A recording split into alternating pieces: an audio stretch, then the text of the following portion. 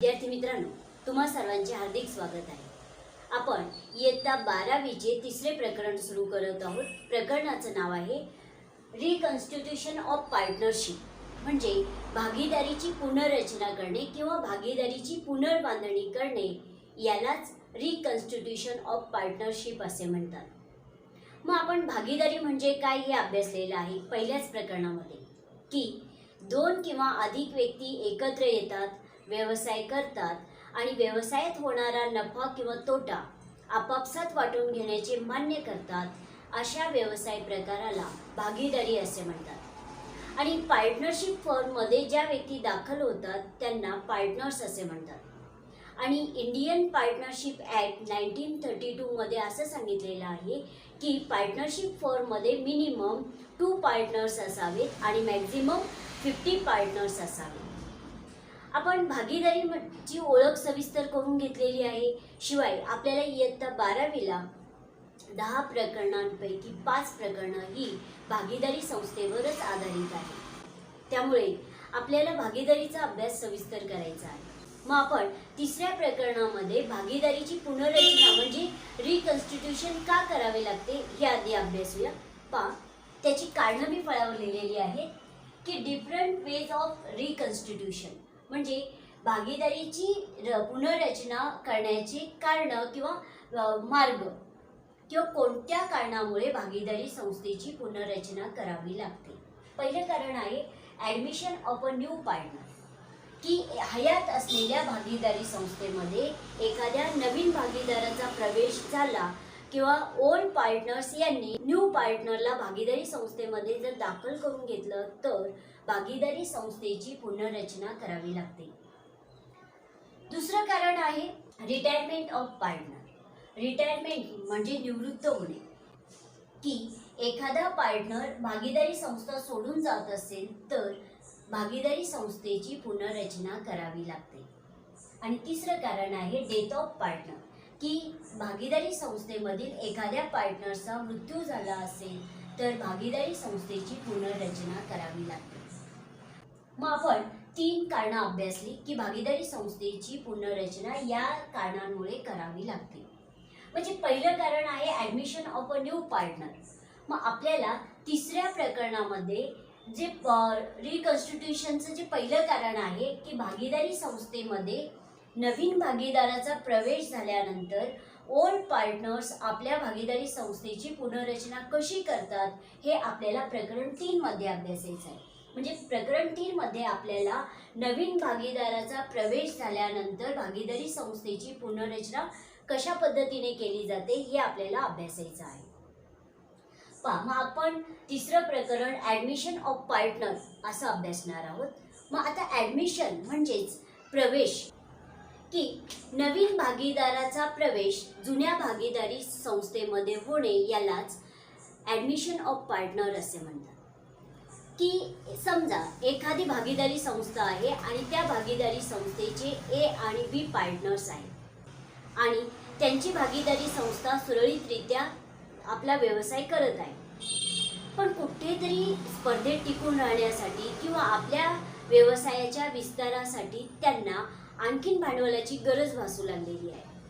मग तेव्हा ते भांडवलाची गरज पूर्ण करण्यासाठी नवीन भागीदाराला आपल्या भागीदारी संस्थेमध्ये दाखल करून घेतात, त्यालाच ॲडमिशन ऑफ पार्टनर, नवीन भागीदाराचा प्रवेश असे म्हणतात।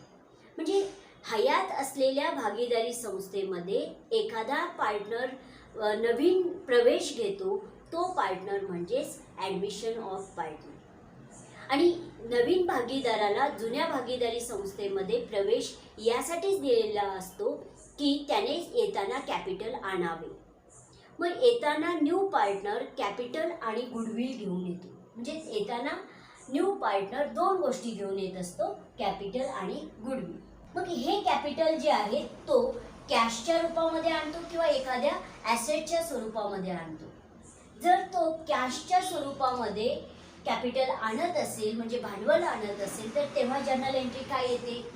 कॅश अकाउंट डेबिट, कारण कॅश अकाउंट हे रिअल अकाउंट आहे आणि रिअल अकाउंटचा नियम आहे debit what comes in, credit what goes out. Cash व्यवसायात आली म्हणून cash account debit to new partners capital account credit. New पार्टनरने ते कॅपिटल आणलेलं आहे म्हणून new partners capital account credit. मग तेव्हा नॅरेशन काय येते तर being capital brought by new partner, की न्यू पार्टनरने कॅपिटल आणल्याबद्दल आपण अशी जर्नल एंट्री केली असा त्या नॅरेशनचा अर्थ. जर न्यू पार्टनर एखाद्या ॲसेटच्या रूपामध्ये कॅपिटल आणत असेल, समजा फर्निचर, मशिनरी अशा स्वरूपात तो कॅपिटल आणत असेल तर तेव्हा जर्नल एंट्री काय येते तर पर्टिक्युलर ॲसेटचं नाव म्हणजे furniture account debit to new partners capital account credit. म्हणजे जी ॲसेट आणली असेल न्यू पार्टनरने त्या ॲसेटचं नाव येईल आणि new partners capital account credit. मग आपण असं अभ्यासलं की न्यू पार्टनर पार्टनरशिप फॉर्ममध्ये येताना कॅपिटल घेऊन येतो, कारण त्यांनी कॅपिटल आणावे यासाठीच ओल्ड पार्टनर्स यांनी त्याला आपल्या भागीदारी संस्थेमध्ये दाखल करून घेतलेलं असतं. मग न्यू पार्टनर कॅपिटल घेऊन येतो याचा अर्थ भविष्यामध्ये जो काही प्रॉफिट किंवा लॉस होईल त्यामध्ये सहभागी होण्याचा त्यालाही अधिकार आहे, कारण येताना तो कॅपिटल घेऊन येत असतो. मग न्यू पार्टनर पार्टनरशिप फॉर्ममध्ये दाखल झाल्यानंतर भविष्यात जो काही प्रॉफिट होईल त्या प्रॉफिटमधील किती हिस्सा न्यू पार्टनरला द्यायचं हे ओल्ड पार्टनर्स ठरवत असतात. न्यू पार्टनर पार्टनरशिप फॉर्ममध्ये आल्यानंतर त्याला कोणत्या प्रमाणानुसार प्रॉफिट वाटून द्यायचा हे ओल्ड पार्टनर्स ठरवत असतात. मग त्यासाठी ते न्यू रेशो काढत असतात. मग पुढील उपघटक मी लिहिलेला आहे फळ्यावर की न्यू प्रॉफिट शेअरिंग रेशो म्हणजेच न्यू रेशो. मग न्यू रेशो आपल्याला दोन सूत्रांच्या साह्याने काढता येतो. पहिलं सूत्र आहे find out balance of one, की balance of one find out करायचा, शोधून काढायचा. म्हणजे 1 रुपया जर प्रॉफिट झाला तर त्या 1 रुपये प्रॉफिटमधील ओल्ड पार्टनर्स यांचा किती हिस्सा आहे हे आधी आपल्याला शोधून काढावं लागतं. मग त्यासाठी सूत्र आहे balance of one is equal to 1 minus new partners share. त्यानंतर दुसरं सूत्र आहे कॅल्क्युलेशन ऑफ न्यू रेशो, की आपल्याला न्यू रेशो कॅल्क्युलेट करायचा आहे. त्यासाठी सूत्र आहे new ratio is equal to old ratio into balance of one. मग आपण काही एक्झाम्पलच्या साह्याने न्यू रेशो कसा काढायचा हे पाहू. पहा, पहिलं एक्झाम्पल मी फळ्यावर लिहिलं आहे. आधी आपण एक्झाम्पल वाचूया. Ajay and Vijay are equal partners, की अजय आणि विजय हे इक्वल पार्टनर्स आहेत. त्यांच्या व्यवसायात जो प्रॉफिट किंवा लॉस होईल ते तो एकास एक या रेशोमध्ये वाटून घेतात. म्हणजे त्यांचा रेशो आहे equal.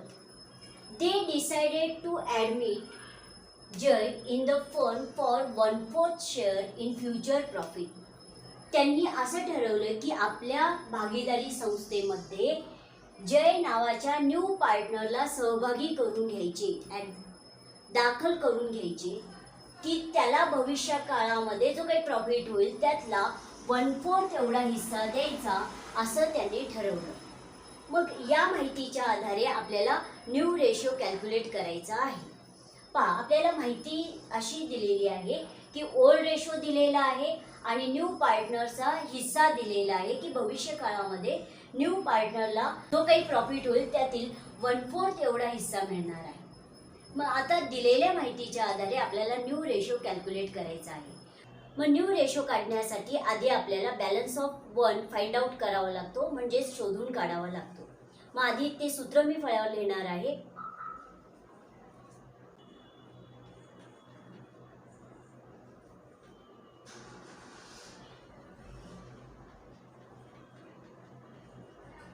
Balance of one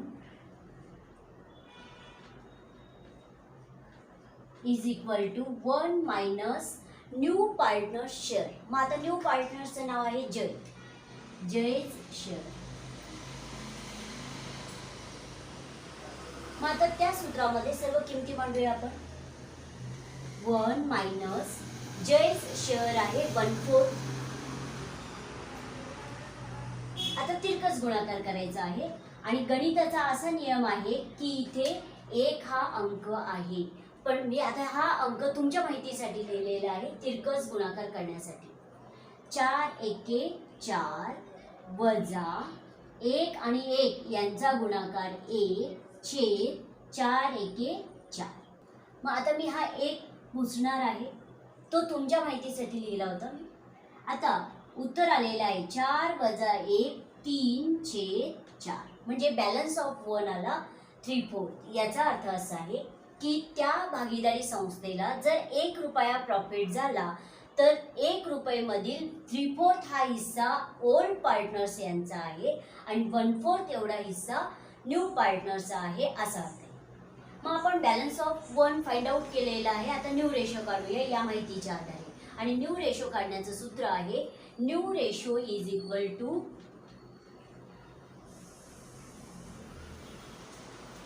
old ratio into balance of 1.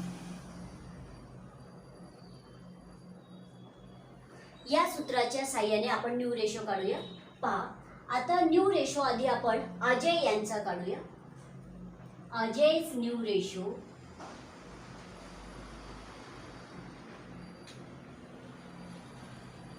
Is equal to Ajay यांचा ओल्ड रेशो आहे 1, कारण सूत्रामधील सर्व किमती आपल्याला मांडायच्या आहेत.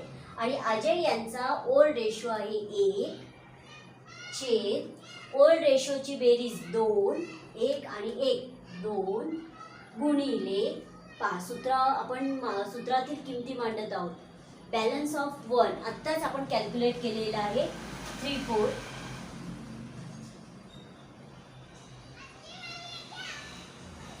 न्यू रेशो काढत असताना अंश स्थानाचा स्वतंत्र गुणाकार करायचा आहे आणि छेदस्थानाचा स्वतंत्र गुणाकार करायचा आहे. 3 एके 3 छेद 4 दुणे 8. म्हणजे अजय यांचा न्यू रेशो आला 3. आता आपल्याला विजय यांचा रेशो काढायचा.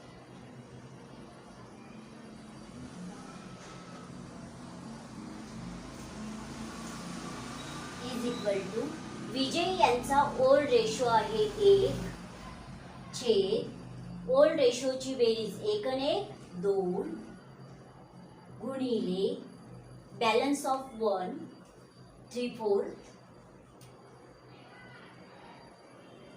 अंश स्थानाचा स्वतंत्र गुणाकार 3 एके 3 छेद 4 दुणे 8.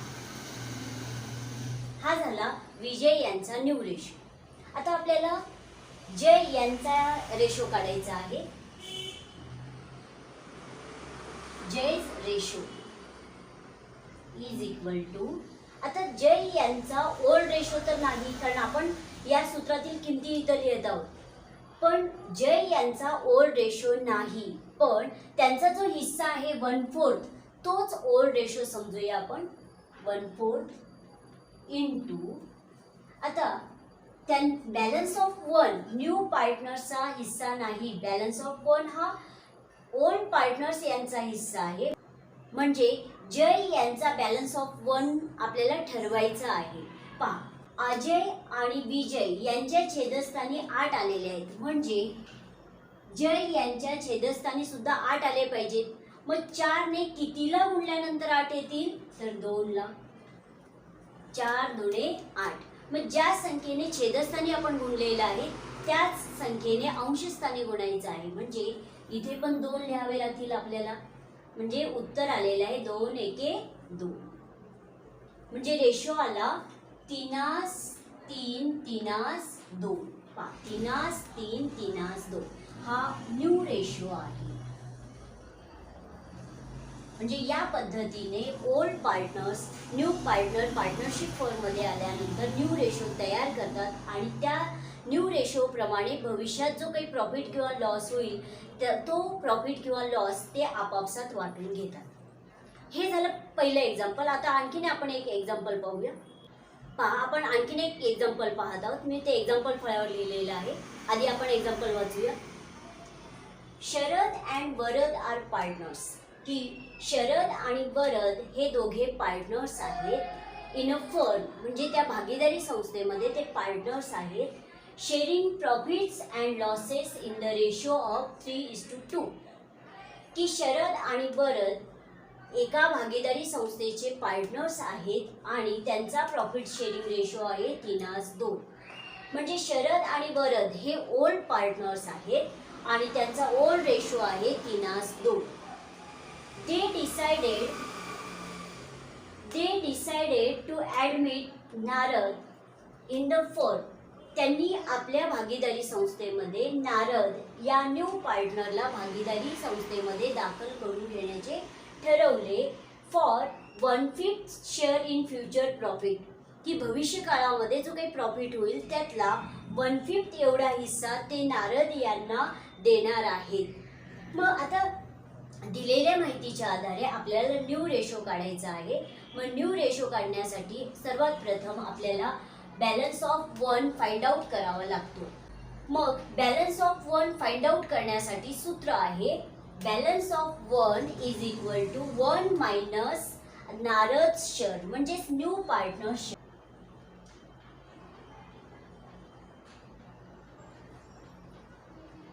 आता या सूत्रामध्ये सर्व किमती आपण लिहूया.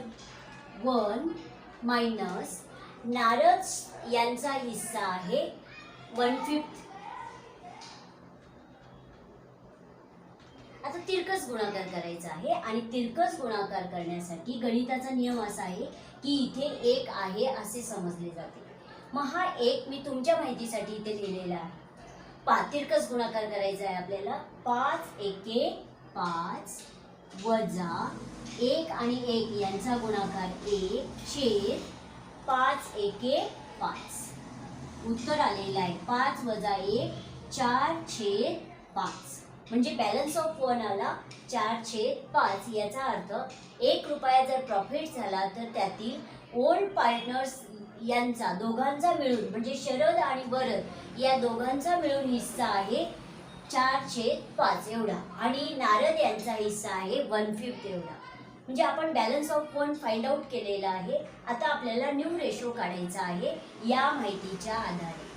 मग न्यू रेशो काढण्यासाठी सूत्र आहे new ratio is equal to old ratio into balance of 1. मग आपण आधी शरद यांचा रेशो काढूया.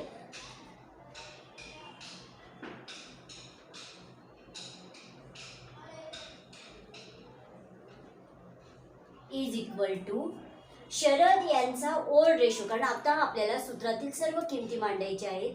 पहा ओल्ड रेशो, शरद यांचा ओल्ड रेशो आहे 3 छेद ओल्ड रेशोची बेरीज 3 आणि 2 5 इंटू बॅलन्स ऑफ 1 आत्ताच आपण फाइंड आउट केलेला आहे 4/5 आणि अंश स्थानाचा स्वतंत्र गुणाकार करायचा आहे आणि छेदस्थानाचा स्वतंत्र गुणाकार करायचा आहे. 4×3 12 5 गुणिले 5 25. म्हणजे शरद यांचा न्यू रेशो आला 12. आता आपल्याला वरद यांचा न्यू रेशो काढायचा आहे.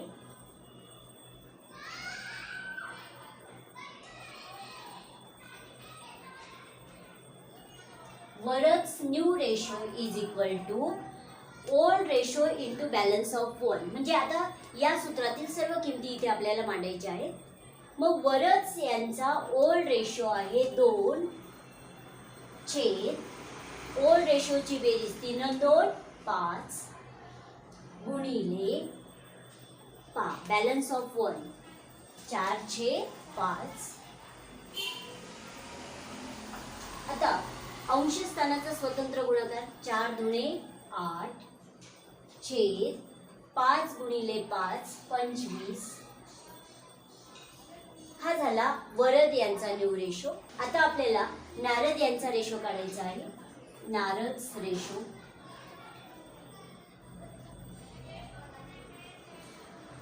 इज इक्वल टू, आता नारद यांचा ओल्ड रेशो तर नाहीये, मग त्यांचा जो 1/5 एवढा हिस्सा आहे तोच ओल्ड रेशो समजूया. 1/5 इंटू शरद आणि वरद यांच्या छेदस्थानी जी रक्कम आलेली आहे म्हणजे 25 ती इथं पण आली पाहिजे. 5 ने कितीला गुणल्यानंतर 25 येतील तर 5 5 25. मग ज्या अंकाने आपण छेदस्थानी गुणलेलं आहे त्याच अंकाने अंशस्थानी गुणायचं आहे. 5 एके 5 म्हणजे रेशो आलेला आहे 12:8 8:5 हा न्यू रेशो आहे. आणि सर्व संख्या जर सम आल्या तिन्ही संख्यात तर आपल्याला पूर्ण भाग घालवता येतो आणि सर्व विषम संख्या आल्या तरी आपल्याला पूर्ण भाग घालवता येतो. पण दोन संख्या सम आहेत आणि एक संख्या विषम असल्यामुळे आपण भाग घालवत नाही इथे. म्हणजे न्यू रेशो आलेला आहे 12:8 8:5. मग या तासाला आपण न्यू रेशो अभ्यासलेला आहे. पुढील तासाला आपण सॅक्रिफाईस रेशो अभ्यासणार आहोत. धन्यवाद.